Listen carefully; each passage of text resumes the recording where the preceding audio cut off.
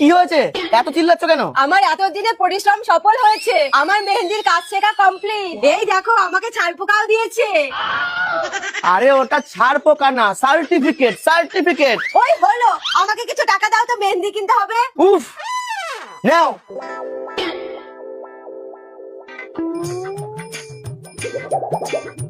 বাইগা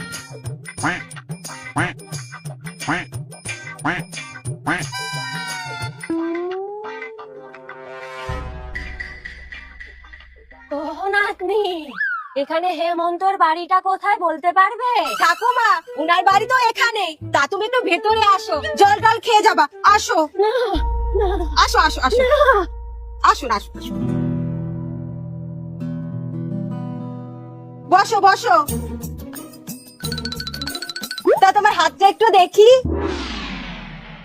নাতনি কি করছিস? আমি এইসব হাতে দিই না। কিচ্ছু হবে না ঠাকুমা। বাহ, সুন্দর লাগছে।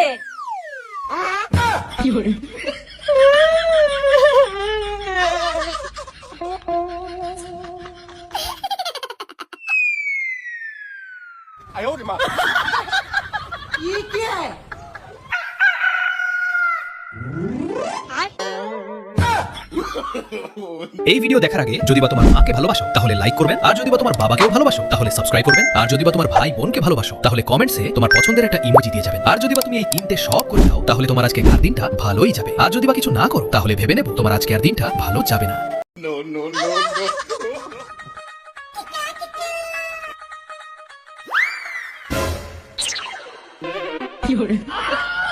ধুর, মেহেন্দির জ্বালায় আর এই বাড়িতে থাকা যাবে না।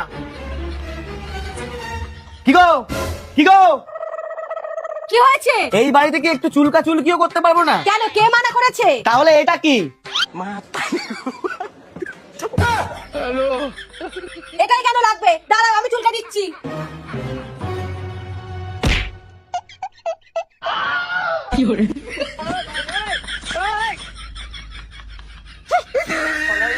खत्म नहीं होता है।